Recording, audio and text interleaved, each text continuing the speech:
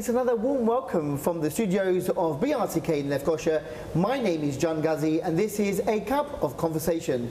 This week in the studio I have two new friends and I'm with a man who has written a book called Brandy Sours, 7 Years in Cyprus, and I'm with author Bryan Hill and with his lovely wife Irene, and I would like to welcome to the show, and we're going to be talking about Bryan's book and about their life here on the island of Cyprus. So first of all, Bryan and Irene, welcome to the programme. Thank you for inviting us. It's great to have you here, and congratulations on the signing of your book. I know you had a lovely launch yesterday at the bestseller bookstore in Karakum. And first of all, Bryan, let's speak with you. Now, you and your lovely wife, Irene, lived here a few years ago, for 7 years. Yes. And you are now back in the UK, is that right? Yes, that's correct. So, tell us a bit about the beginning. Where are you from originally, Bryan, in the UK? Well, I was born and raised in Leicestershire, in the East Midlands, and was there for most of my younger life, but then with my work I got a promotion that took me down to South Devon, to Torbay, and so from 1975 onwards I spent most of my time in Devon. My work, for one reason or another, took me away, but somehow or other I always managed to come back. And really, that's, if I have any roots now at this time in my life, it's certainly in Devon. Towards the end of I was in the printing industry, and towards the end of my life in the printing industry, I had a job move, which took me up to Welshpool, just over the border in Wales from Shropshire, and by which time I was divorced, and so I was a lost soul up there, and it coincided with Irene having a job move as well. She was with a building society. She was a branch manager, had a promotion that took her up to Shropshire as well. And she was single on her own, and so we were two lost souls together, and that's where we met. What a nice story, fantastic. And Irene, I know that you have a lovely accent, and you are from Scotland originally, yes? I am, yes, from the west coast of Scotland. My family are still there. Beautiful. And so, like Bryan said, you met two lost souls meeting together. And what happened? You are now happily married. We are. We got married in the year 2000. A nice year to get married. Absolutely. Round number. Can't forget your anniversary, or you know, at least how many years you've been married. You can round number to nearly 18 now. Yeah. Very nice, very nice. And there's a nice story about. I was listening to an interview with my colleague Denise Phillips about you. Coming out for holiday somewhere and then all of a sudden deciding to get married and then ending up coming here for a break and then getting married. Is that right? How did that happen? What was the story there? Well, it goes back to 2000, and the story really, we'd had a couple of years where we couldn't really afford, through time and financial circumstances, we couldn't afford to have a good holiday. But by 2000, we'd got our life back on track again, and we'd set time aside that we were going to have a lovely summer holiday. And we had 2 weeks planned for it. And we were at the point of booking something when my eldest daughter phoned up and said, "I thought you'd like to know, we're getting married." "Oh, we're delighted for you. Have you got a date in mind?" And they said, "Yes, it's the second Saturday in July." Or July, or was it June? Doesn't matter. And we thought at that point, the holiday we've got in mind, we shall be at 34,000 feet probably, and so we had to quickly change our arrangements. And we were looking for a holiday that we could have round about 10 or 11 nights away rather than a week. We couldn't afford a fortnight. We couldn't have the fortnight. So we looked at options, and at that time it was very difficult to get holidays that appealed to us where it was 10 or 11 night break, and we looked at the obvious places, the Canaries and to the Costas, and then we were browsing through an independent travel agent and came across a brochure for Northern Cyprus. And of course, at that time, as now in some respects, you couldn't get charter flights. It had to be scheduled flights with good old British, good old Turkish Cypriot Airlines. Yeah. And we looked at this brochure, and there was it was good value. It looked to be all that we were looking for, and we thought, oh, this is a little bit of adventure. We'd never considered Northern Cyprus before, and so we ended up here in 2000 on a holiday, which allowed us to go back for my daughter's wedding. 2001 that would have been, I guess, and we enjoyed it so much. We had an instant affinity for the place, and we thought we must go back again, because normally on holiday we've thought that was a great holiday, where shall we go next? Yeah. But on this occasion we thought, well, really we would like to go back and spend more time there, not thinking at that time that maybe we would end up living here. But 3 or 4 years later, I was approaching retirement and thought we would like to have a few years in the sun, maybe spend the rest of our lives in the sun. Yeah. And once again, we went through the options. And in the end, we came to the conclusion, because this was around about 2003 time, and there was a great expectancy here that things, there was going to be greater acceptance of the TRNC, maybe even reunification, and we thought, let's go and look at the place as a place to live, not just be on holiday. And we're quite practical about this. If it turns out that we feel it's not for us, we'll just walk away from it. But we're out here for a couple of weeks, and by the second week, we couldn't think of a good reason not to do it. So in the last few days, we found a builder that would build the house we wanted in the environment, the location that we wanted, and the rest really, in some ways, is history. It's history in the book. Yes. I mean, Irene, isn't that an amazing story, though, that, you know, you go on holiday, you go to different places, and like you said, Bryan, you know, okay, where to next? But with Cyprus, there's that sort of attraction, isn't there, that maybe, should we go again? Or let's see some more of the island. And then it became, for 7 years, your home. Yeah. It did, yes. Yeah. And we felt an immediate affinity with it, and there aren't many places where we've been on holiday and thought we'd like to go back. Yeah. And there we were, actually moving out here. Yeah. My God, and it was a big move, wasn't it? I know that you said that you know, everything was lock, stock and barrel, sold up. Yeah, well, that's right. Yes, we did our due diligence, and we thought, yeah, it's got everything we're looking for. And also, I think having made the decision,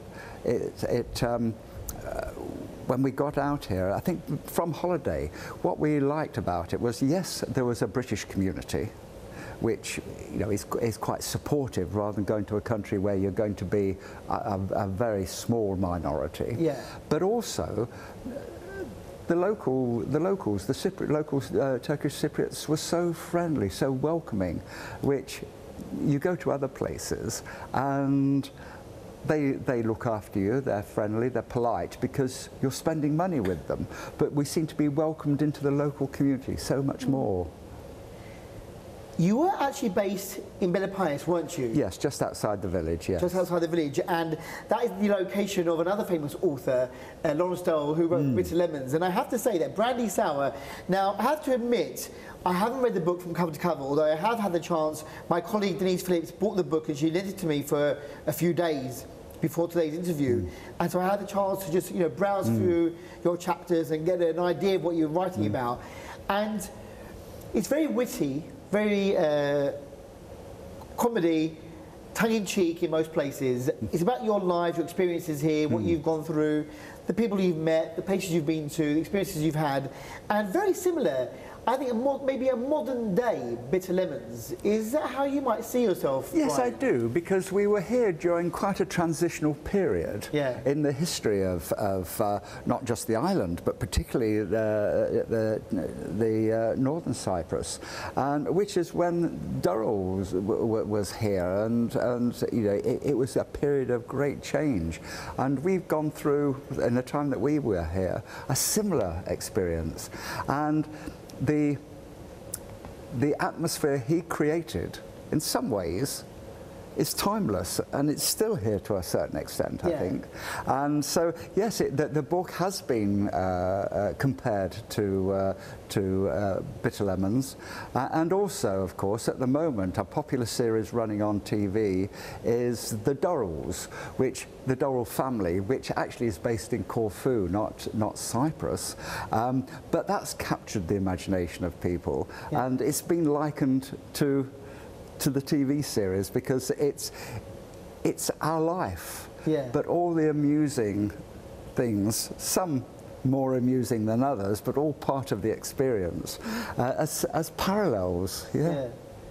Very, very interesting. And Irene, I mean, you know, you are featured in the book. Obviously, you know, Bryan writes about you, but this all began when I know that when you moved over here, you were communicating with friends via email, and were you involved with any of the emails that Bryan was writing before? Like, was it a joint effort, like that you would send to your friends, or was it mainly Bryan writing and you just letting him get on with it? How did it start? Well, Bryan did all of the writing. I did some of the editing, basically, and she used to say, "You can't write that." You will not write that about us, or you know, you will not include that in that email. But no, I did a bit of proofreading, let's say. But he's a very good wordsmith, and I'm very proud of what he's actually managed to produce in the form of a book. I mean, from those initial emails, did you have any idea that one day it would become a book? No, not initially, but his emails just grew and grew and grew over the period that we were living here. So we had a lot of information and things that happened to us, and basically he had sufficient ammunition, basically, to actually churn out a book, and he's done it in a very witty and amusing way. And you're proud of him? Oh, absolutely. You should be as well. Bryan, I mean, reading the book, I said this off air to you as well before the interview, it's a combination of maybe Bitter Lemons by Lawrence Durrell, also very similar to a great writer in Cyprus today, a columnist, Tom Roach, who is very, very honest, maybe sometimes too honest in his opinions. Maybe some people get offended by his opinions, but very similar to Tom Roach. And also, this book is like a rough guidebook where you can pick up, if you want to come to Cyprus, North Cyprus, read this book, find out about Bryan and Irene's life here, but also learn about the islands. Because you've got a lot of information about the history, the geography, the mythology, the legends, a lot going on. So let's go back to the beginning and about your original emails to your friends. Irene quite rightly said you're a great wordsmith, but even though you were in the publishing sector, had you actually written any books before or published anything before of your own? It was a new experience entirely. With my work, I'd done small, a little bit of copywriting, and being in the printing industry, you know, I had a fairly good command of the English language, and so that helped. But no, it started off as on two levels. Basically, a means of keeping in touch with friends and family back in the UK or elsewhere in the world, and rather than trying to contact them by phone, which would have been time-consuming and expensive, to a certain extent it became a self-indulgence, I suppose, because we did have a very quite a few adventures. Life was very interesting for the greater part of the time that we were here. But I also got sucked into it as well, because as I went around and visited places, I got involved with the history. This island goes back thousands of years, but over the last couple of thousand of years, you know, from the Romans onwards, there's a fascinating history to it, and combined with that is the folklore, the myth, the legend of the place, which I found that all fascinating. And even today, with the history, it impacts on life here as an individual and as a country. And the more I got into that, the more it interested me. And I have to say that there were some days that maybe wasn't enough to write about as far as we were concerned, what happened to us. Yeah. So I cheated a little bit to begin with and would write about the history or the myth, and try to link it with something that happened to us to expand it. And in the end, that became very much part of the contact that I had with the UK and how the book evolved. That's very interesting because, you know, from writing emails and keeping contact with your friends, I'm sure all your friends and family enjoyed receiving your emails, and it kept you busy, occupied here, you know, we're doing a little bit of research and writing about your life. When did it transfer? Because I know you've been back. I mean, you've been away from the TRNC now for about 6 years. Yeah, you left in 2012. Yes. So nearly 6 years ago, you left the island. So when did your emails become the subject of a book? When did you decide, okay, I'm now going to spend time making this into a book that everyone can pick up and read? Well, in the latter few months, when the decision had been made that we were returning to the UK, the seeds of the idea were sown then, not necessarily by me, but the people that were receiving the weekly missives, the mail from me. They were saying, you know, we're really going to miss this. We've enjoyed it. And in fact, if I happened to be late sending one out, I'd be getting a sharp email from somebody saying, you know, what are you messing about with? Please send us some more. We want some more of this. And the feedback was, rather, you mentioned Tom Roche, I think with any journalist doing a column like that, yes, it's a job you're paid to do, but the satisfaction comes from knowing people are reading it and maybe responding. And that's what I was getting. People were enjoying it. They were having a laugh, sometimes at my expense, but they having a laugh from it. And the feedback was that it's going to be a shame if all this goes to waste when you return. Why don't you think about writing a book?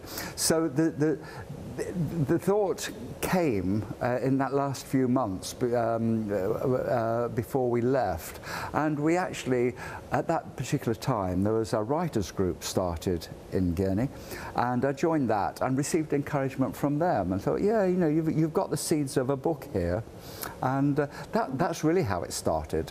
And then of course we moved back to the UK, and like anywhere else, the first few months you're rebuilding your life, you're getting yourself sorted out, and so it was put very much on the back burner.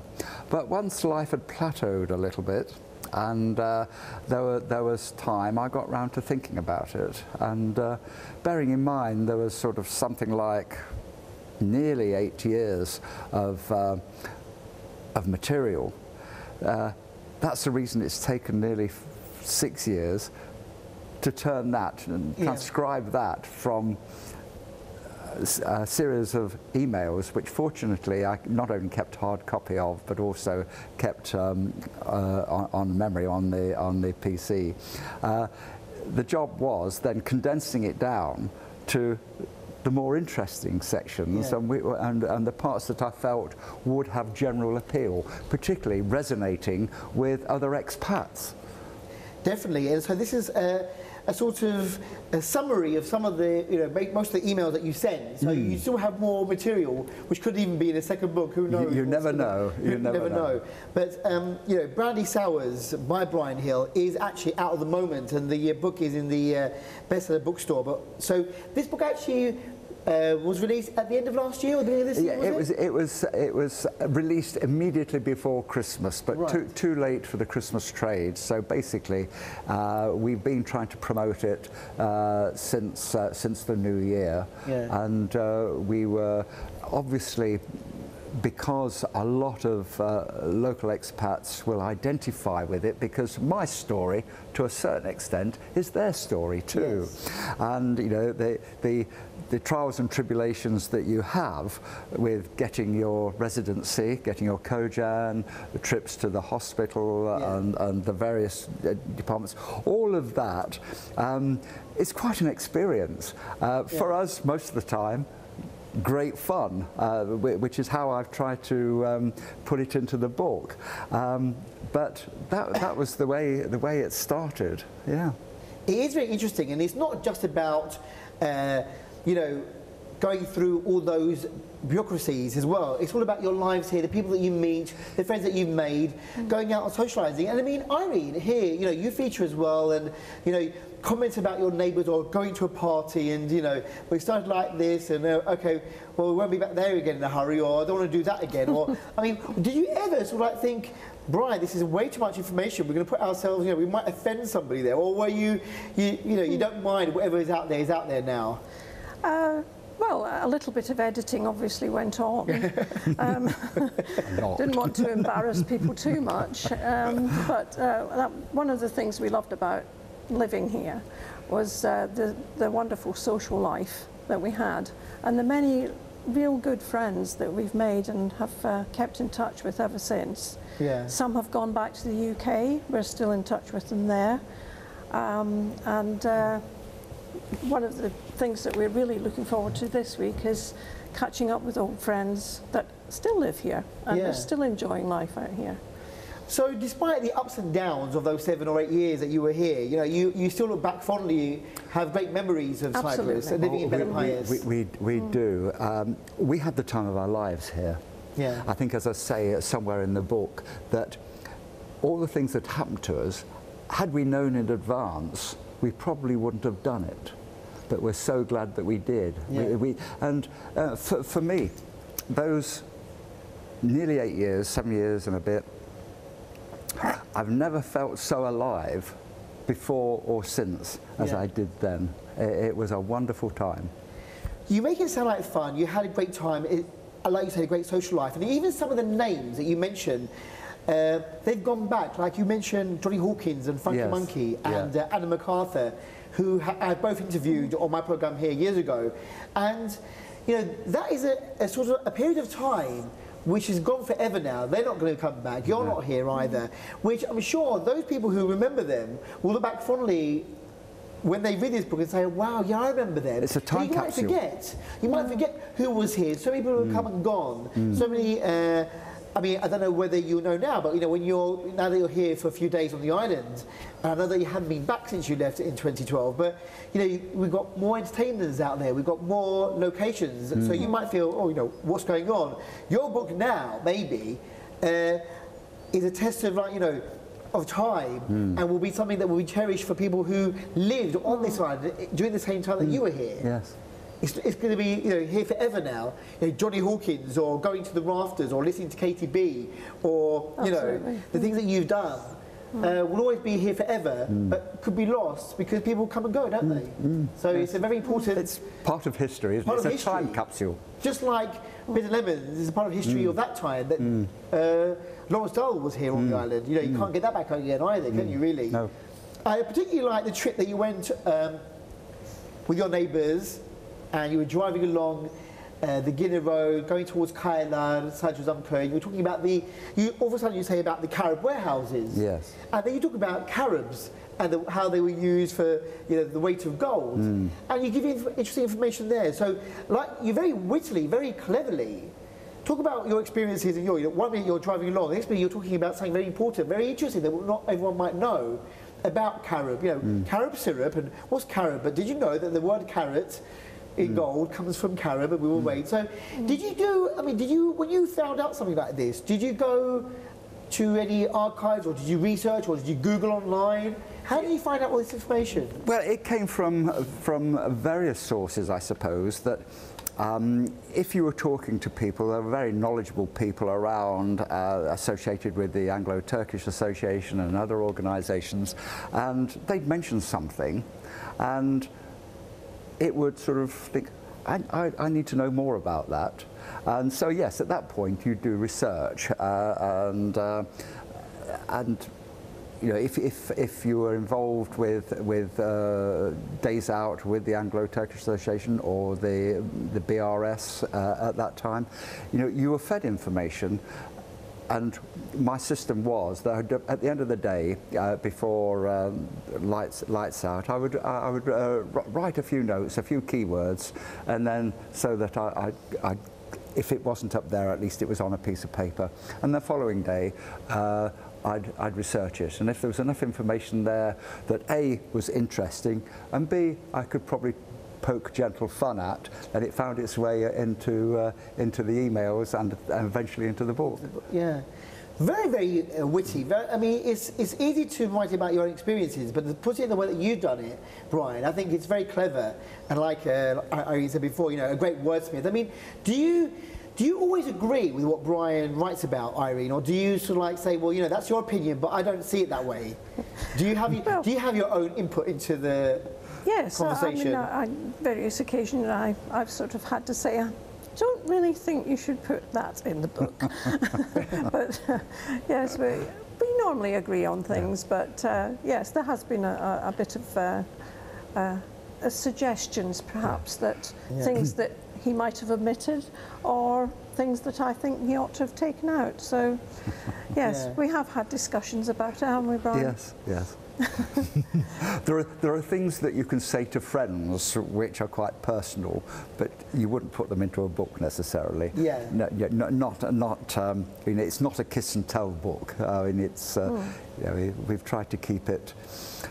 Something that, you know, even though I don't know you, for instance, I would be interested in reading the book because it's something that, you know, relates to everyone. If it was too personal, they'd be like, you know, well, you should have kept that for yourself, really, Bryan. Don't need to share that with everyone. But what I read from the book, I think it's very, very witty, very true, very honest, and you do sort of like put a nice slant to it, because it could be very, you know, frustrating sometimes. It could be negative, but what I tried to do is keep it light-hearted and see the funny side of what potentially could have been difficult circumstances.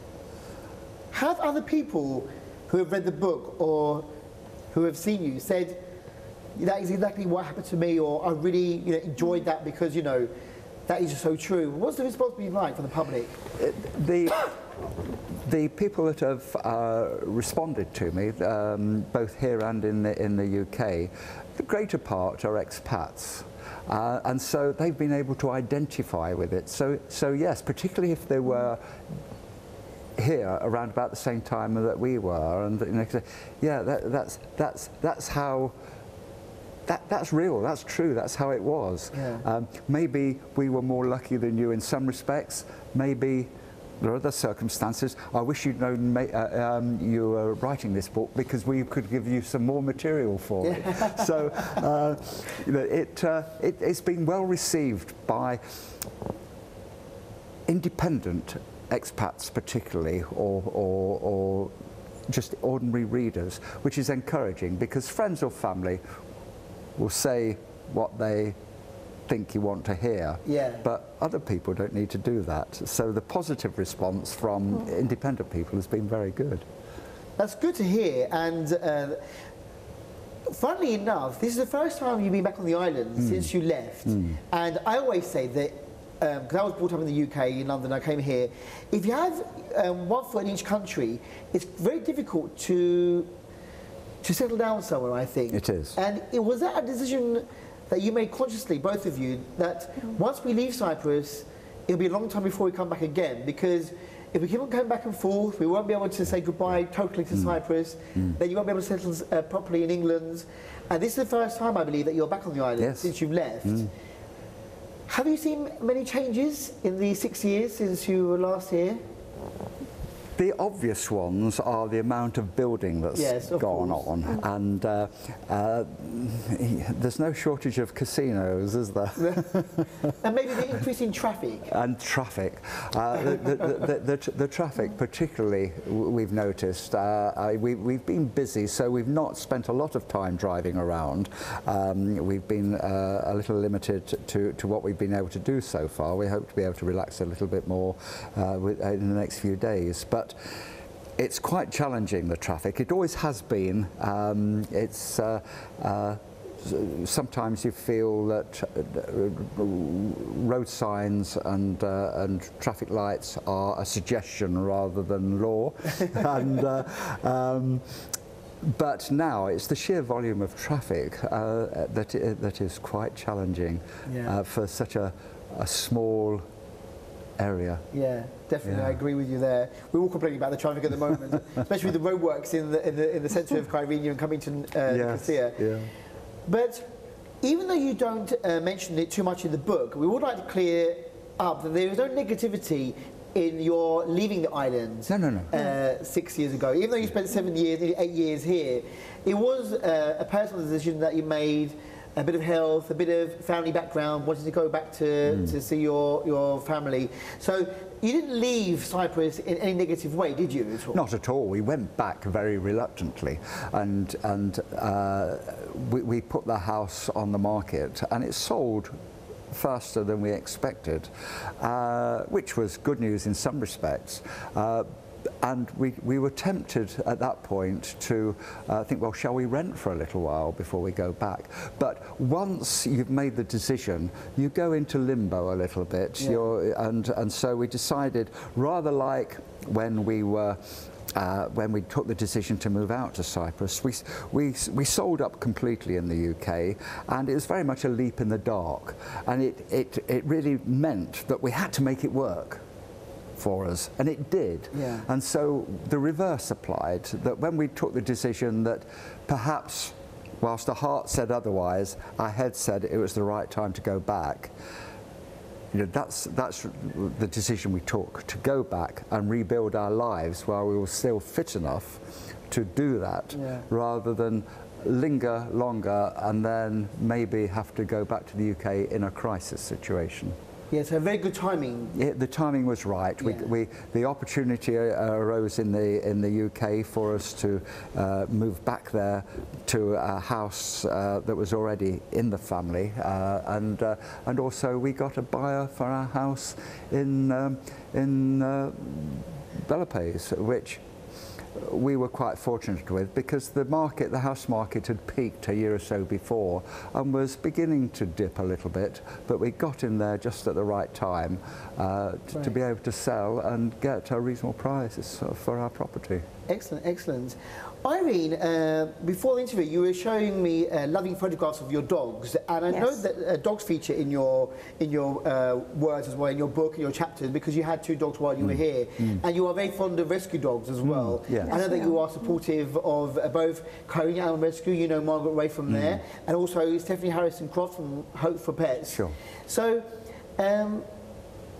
your life here, you know, retiring out here, having your house, your garden, your dogs, no regrets whatsoever coming? I mean, it's not wasted 7 years for you, is it at all, Absolutely Irene? not. No, it was a great experience, and quite a steep learning curve at times, because you find situations here that you'd never be involved in the UK.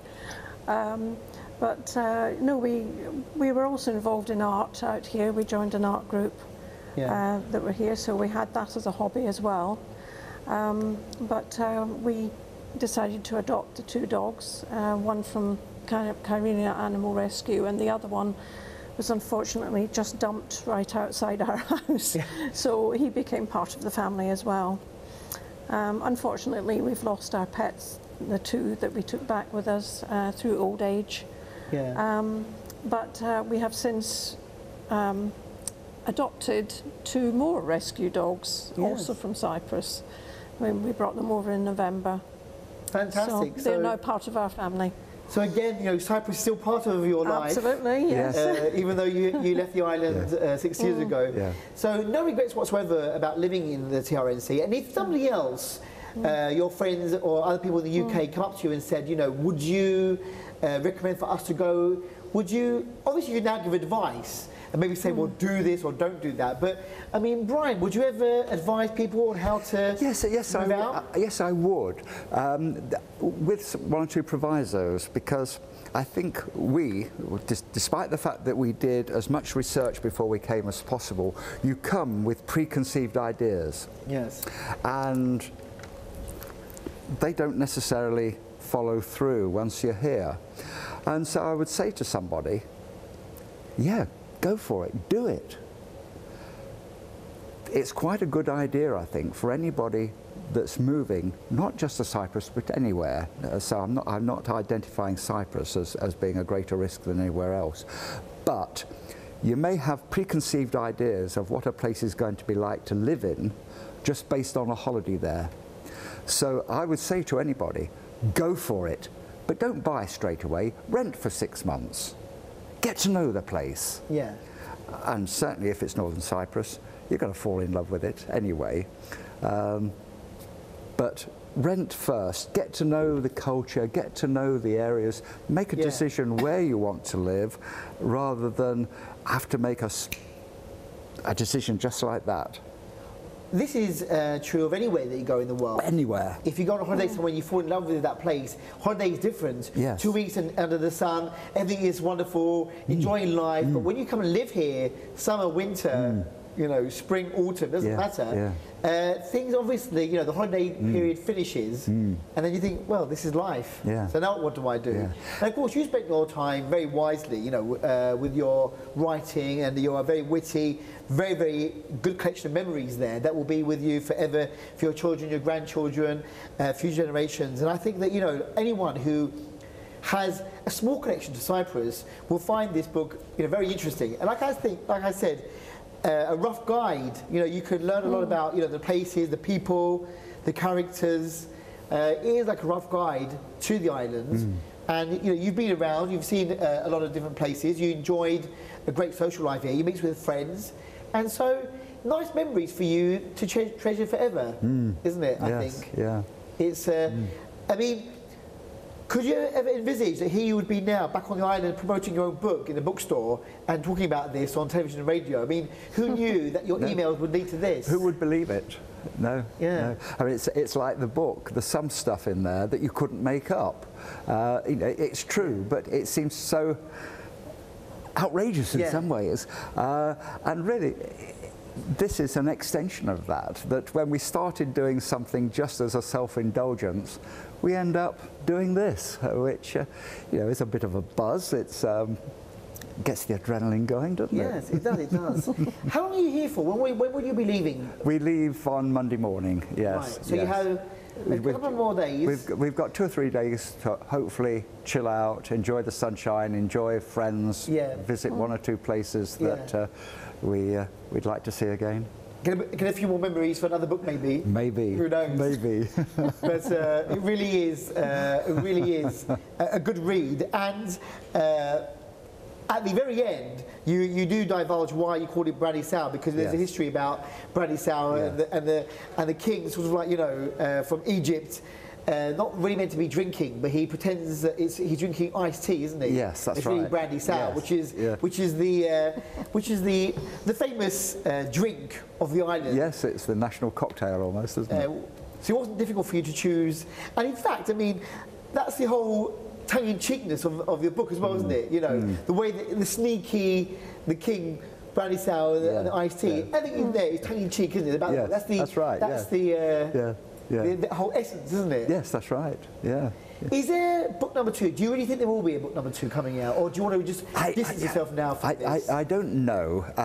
You know, obviously this last few months I've done no writing at all, because there's the publishing, the proofreading, the promotion of it and what have you. So I'm starting to get withdrawal symptoms that I'm not writing at the moment.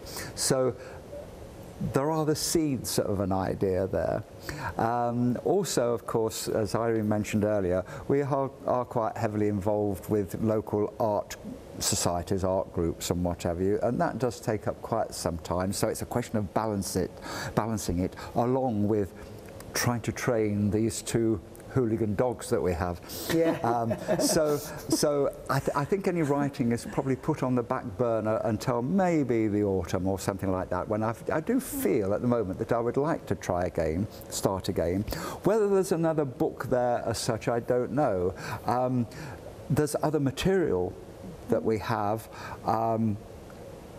that couldn't go into the book because you're limited to the number of pages that you could produce financially and with the publishers. So there is material that could be part of another book. Our experiences of living here. Yes, we did have holidays. Friends, family in the UK used to say, "Why are you going on holiday? When you live in Cyprus, you already live in a holiday area." Yeah. And said, "Yes, but sometimes you need to get off the island and get the stimulation of something else." Definitely, yeah. And so there are other places we've been, and obviously we're this close to Turkey that we spent quite a lot of time over the years travelling in Turkey. And of course, there's a lot of experiences there that could be a book. Would it be commercial? I'm not sure. We've got that probably to find out. Yeah, that's something that we're waiting for. definitely. And we went to other places that were in the Eastern Mediterranean. We've been to Egypt, we've been to Syria. Hard to believe that we were in Syria now. It's only not that many years ago, and sadly what's gone on there recently. So who knows what's going to happen, but I'm sure that the first book, Brandy Sours by Bryan Hill, which is at the bestseller bookstore, is going to be of great interest to everyone related in some way or another to Cyprus. And even if you don't know about anything about Cyprus, this is something that you should read. At the moment, it's at the bookstore in Turkum and in Arsene. And it will be in Arsene as well, yes. And it's online. It's online. It's an e-book online through Google, Amazon, Apple. So yes, it's there for people that prefer to read on Kindle that can't get to the bookshop. Thank you very much, Bryan and Irene, for coming in today to speak to us about this book. Enjoy the rest of your stay here, your limited time with your family and friends and all the people you want to catch up with here, and hopefully see you or hear from you again soon. Keep in touch, and I'm sure that this book will be definitely a bestseller amongst locals and people interested on the island of Cyprus. But thank you very much for coming in today. Thank you. It's been our pleasure. It's been fantastic having you here. Thank you so much. Our best wishes back to the UK. Thank you. And with this book, we say, well, read it if you can, get the chance. Brandy Sours is available now, and please do take the time to read it. It is a great read, lots of fun, under the sun, here in the Mediterranean, through the eyes of Irene and Bryan Hill. Until next time we meet on this programme, A Cup of Conversation, take care and go well. Bye-bye.